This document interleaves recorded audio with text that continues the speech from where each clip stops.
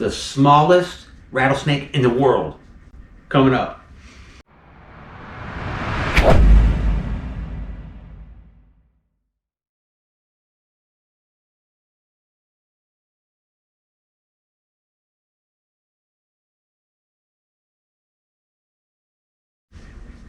Hey, what's up, Venom Squad?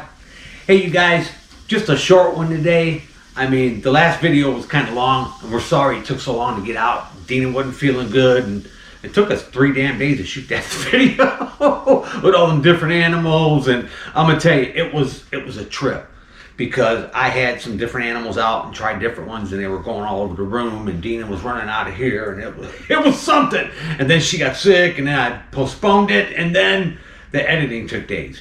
But anyways, hey, just to hit on a couple things on that video, I'm getting a lot of guys responding about, well, how come the saw-scale viper's not in there? How come the Russell's viper's not in there? And guys, honestly, everybody's getting information that is several years old, okay, on saw scale, and they used to be one of the top killers in that range and all that thing. But you're reading stuff and you're getting information that's really old. The up-to-date new stuff, I'm telling you, it's all changed. And with the new anti-venom, the new Echis anti-venom that's been developed by Dr. Brian Fry, and I mean, he's actually, him and his team's got it devered for even the subspecies of Echis from different ranges, and the death rate went down. I mean, they saved thousands of lives, and so his numbers went down, the saw scale numbers went down, and the damn Russell's numbers went down. This is the up-to-date info on the numbers of the mortality rate with anti-venom, with treatment. They may bite more people, but they're not killing more people. So that's how our breakdown was. And if we did the top 10, of course there would be Echis in there, there would be saw scale, there would be Russells, there would be Manxion, there would be several other vipers. There's a lot of bad ones, but just so you guys know, our information is literally, it's up to date new stuff. Okay, so I mean, we get this right from a really reliable source. It's an institution that I belong to, that I submit my data to, and these guys do this daily. But anyways, enough about that old video. Let's do a new one, okay? But anyways, today we're gonna show you. We're gonna do our little our bothrops experiment. I'm still doing that, and I'm gonna do this for probably 6 months, and I'm hoping to get baby alternatus, baby arutus, so I can throw them in on the mix too, which I'll probably get them. She looks good, but and we'll have more baby Mugeni here soon, and it's baby season. Damn it, it's baby season, and we're waiting on all the big rattlesnakes to start dropping. They're like really close. But anyways, we're gonna show you 3 live feedings, and we're gonna check out where the bite placement's gonna be, and if they're gonna hang on or release. I got to do this a bunch of times for the stats, for the numbers. So I figure might as well just do a quick video, film it, show it to you guys. I know you guys enjoy it. And also I got 4 new snakes. And now mind you, I don't buy snakes. I can't afford to buy snakes. I can barely afford to feed my damn snakes. But let me tell you, a buddy of mine, Chris, he's a snake man, and he's got a bunch of stuff. But anyways, he, like some of our copperhead pictures that we put in cottonmouth copperhead video were his. The patternless, and he works with a keister Don, but he works with coral snakes a lot. So, but he also likes pygmy rattlesnakes. So he's got like an exhibit set up in his living room, and he's got a couple different species of pygmy rattlesnakes in there, and he's got a streckeri, which is your western pygmy, and he's got a bobberi, which is the dusky pygmy from Florida. But they ended up breeding, and he got some babies. And I was over visiting him the other day because he's got a new mammal I wanted to see. It's this crazy little porcupine, prehensile tail porcupine thing. If you guys go on my Instagram, there's a picture of me with it. It's awesome. It's this crazy little porcupine that lives up in trees in South America or something. But I seen he had some baby pygmies, and of course Chris is like, dude, they're so tiny, I'm not messing with you. I'm just going to feed them to the corals. I'm like, no, you ain't. I go, I'll take them. I don't want to see them fed to the coral snakes because they're gorgeous, but they're so micro. So he goes, Willie, take them if you want. You can have them. And, you know, the last thing I need is more snakes to take care of. We're getting ready to get bombarded by babies. Baby season's coming, and our animals were at about 180, almost 200 right now. It's going to shoot up to probably close to 350, and it's going to keep growing because we've got a lot of gravid stuff this year. But anyway, so I bring these little pygmy rattlesnakes home, and I've got experience with them. I used to breed the little Carolina pygmies, the little red ones, and so I want to show them to you guys. And I'm a sucker for a baby rattlesnake, and I was like, nah, you're not feeding them to a coral snake. I'll take them home, and I'll raise them up, and I'll give a couple away, and I'll keep one just for an exhibit or something. But anyways, I want to show them to you. They're cute as hell, and they're all doing really good. I got them all to eat already. So we're going to do that. We're going to do the bothrops thing. We're going to do the baby pygmies, and just kick it, have some fun. I want to thank everybody for your support, and I hope everybody is well. I hope everybody is happy. The state of the world now, it's hard to find happiness. And you know what, guys? This is where I find my little bit of zen, my little bit of happiness. But is doing these videos for you guys and reading your wonderful comments and my supporters. I mean, I'm gonna tell you something. We only got, we're shy of like 7,000 subscribers. And in the beginning, I was a little like perturbed about things like, you know, man, we're not growing. Or you know, I don't care. I don't. I really can care less. If hit the logo and subscribe if you want, because I'm gonna tell you something. My Venom squad, literally my Venom squad, I wouldn't trade you guys for nothing. I mean, I have supporters, they keep us rolling, Jack. And my guys are loyal, and they're real people. And they mean it. I know you guys mean it, and we love you guys. I wouldn't trade my 6,000 subscribers for somebody else's 50,000 subscribers for nothing. As a matter of fact, if you want to become part of the Venom squad, hit the logo, subscribe, and we'll vet your ass and see if we're going to take you or not. Okay? That's how strongly I feel about my Venom squad. I mean, my guys are full on, just loyal, good people, and they want the education and they enjoy the videos, and I love you guys for it. So if you're new to the channel, hit the logo and subscribe, and we'll let you know if you can be in the Venom squad. But anyways, guys, hang in there. Oh, and thank you so much to my supporters. Okay, Diego, brother. Diego's doing something massive for the channel. Diego's my brother. Diego is my cat. I'm gonna tell you something. He's doing something massive for our channel. And I'm not gonna blow the surprise, but it's gonna take probably a month or two till we get it all set up and till I can bring it in the room. But he's doing something really big. He's doing it for all you guys. And I'm not gonna blow the surprise, but with shipping the way that it is and the COVID-19 stuff still going on, it's hard to get the stuff in. It's just we're having problems with Delta, we're having problems with everything. But thank you guys so much for everything. But hang in there, we're gonna have some fun and check out the babies. This is a baby day, okay? Hey Venom Squad, I just want to give a big shout out to all of the amazing support that we get from y'all. It is really overwhelming. Steven Stewart, thank you so much.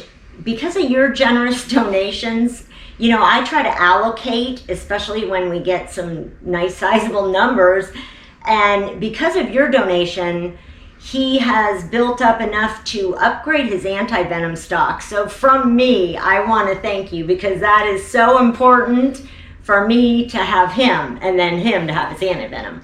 But Steven Stewart, thank you very much. And Len Brewer. Len, Willie and I think about you all the time, and we hope that you are well, and you're one of our first, and you weren't even a snake lover. In fact, you said you hated snakes or you were scared of them, so it is so heartwarming every time we get a donation from you. I mean, it's just heartwarming getting comments from you. And Austin Smith, everything is like burning down around us, and you are helping us to continue and helping Willie to continue the education So I want to thank all of you. And there are 2 new Venom Squad members. So Wagon Tail Farms, from our snakes to your animals, we say thank you. And Chris Richards, thank you very much. And you like a weekly allowance. Anyway, I just want to say thank you to all of our supporters, because without you, we wouldn't be doing this. And we feel that we have a really nice, loyal following. You all support us in different ways, and it's just amazing. So thank you so much. Okay, guys, so hang in there. I'm gonna bust out these little pygmies, these little squirts, and show you these little guys first, and then we're gonna do our feeding for our actual feeding behavior study that we're doing. So hang in there, guys. We're getting ready to have some fun. Okay, guys, just to give you an idea of just how tiny our new little baby pygmy rattlesnakes are, we've got a quarter in there just to show just how micro they are. and let me tell you, I've got experience with these guys. I used to breed the Carolina pygmies. I used to actually produce a bunch of them, and getting baby pygmies started, it's not easy. I mean, they're too small to eat a pinky. You actually got to go out and dig up and find their natural food source. You got to find the food item big enough for them to eat, okay? And that's the only way to do it. And let me tell you, I've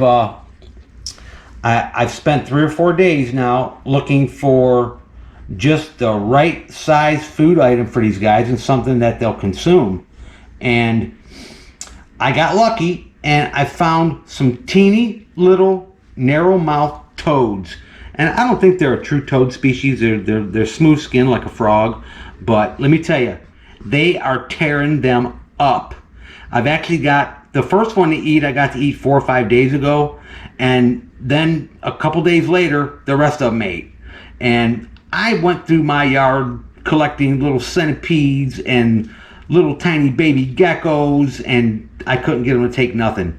But as soon as I put one of them little narrow-mouthed toads in there, these guys went ballistic. They chowed them right down. So they're off to a good start. They've already had their first meal, and they've had their first poop. So they're doing good.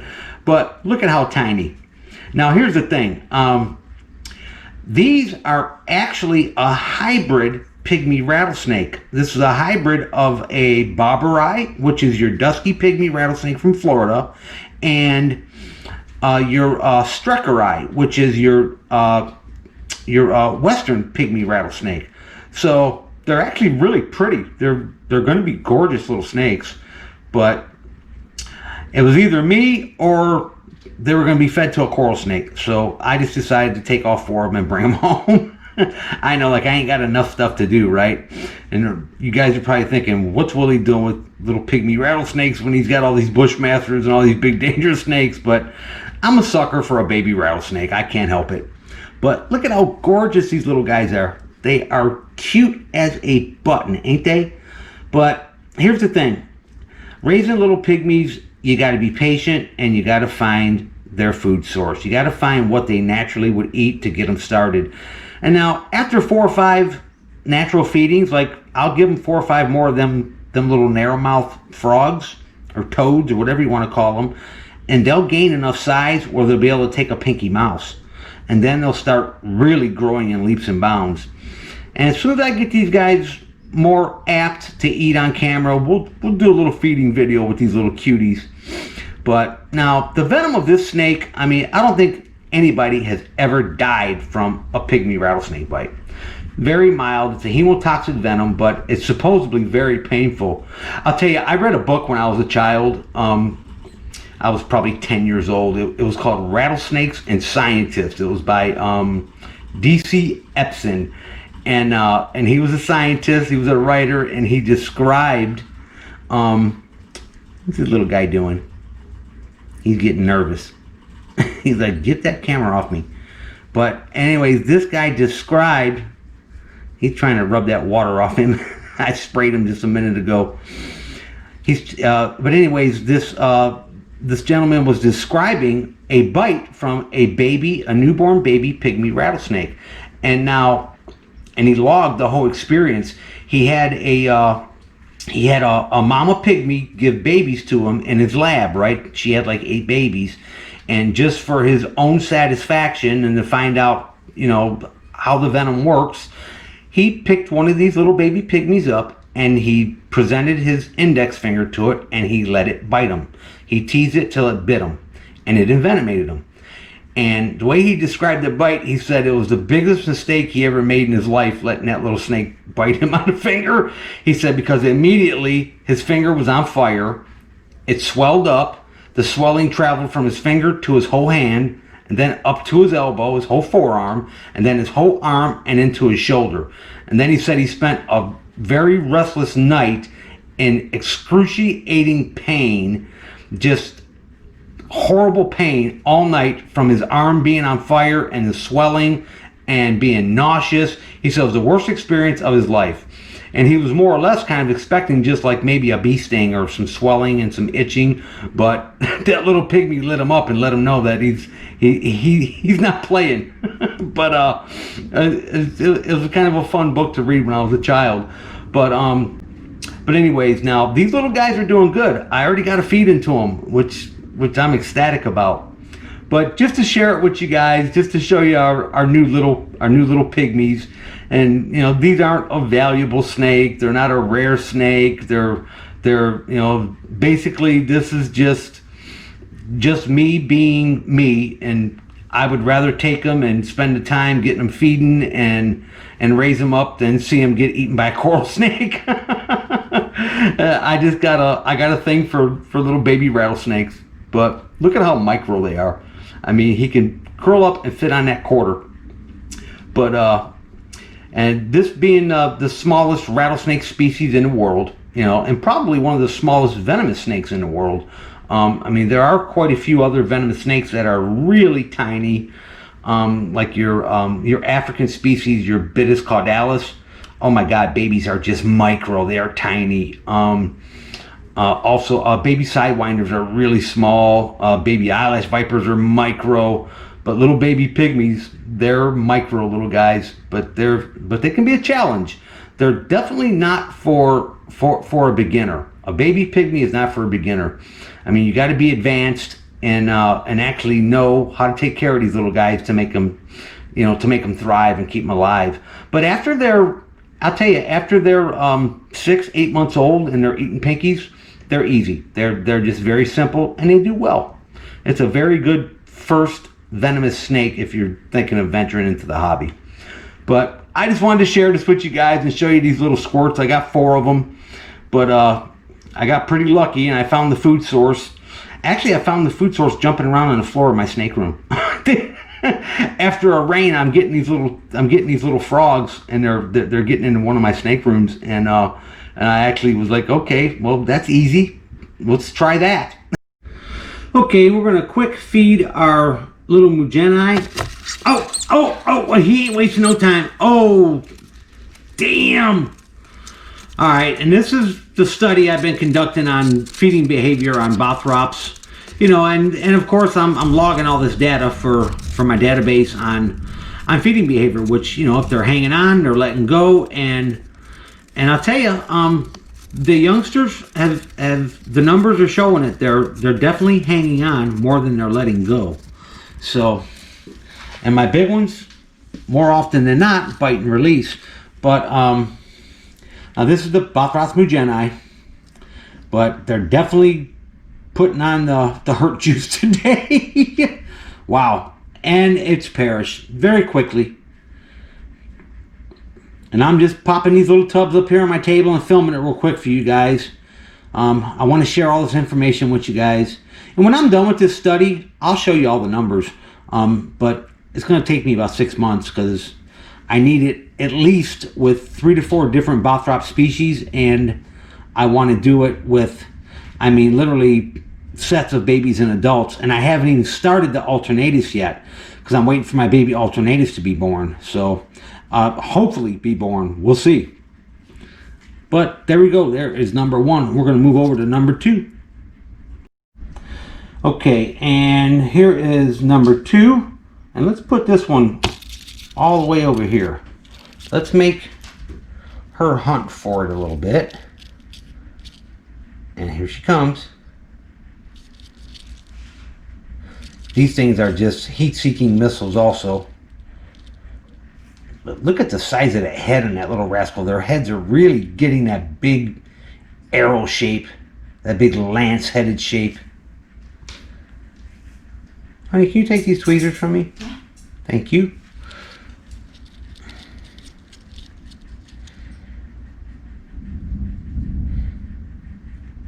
And that prey item just isn't moving around a whole bunch to attract that snake, I think. But she knows it's there. She's gonna come for it.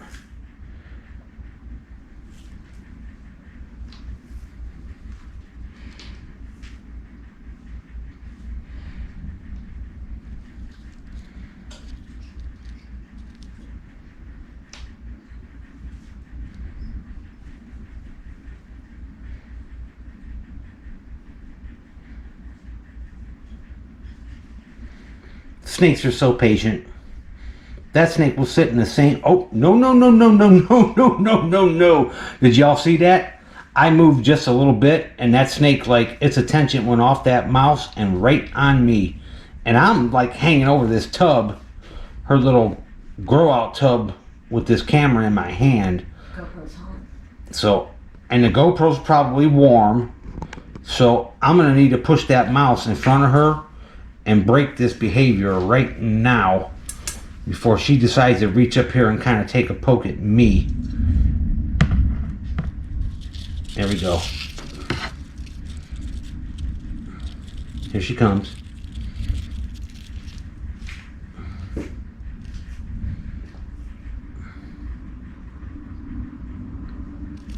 Come on, girl. I got stuff to do. Oh, oh, oh, oh, oh. She put the stretch on that one.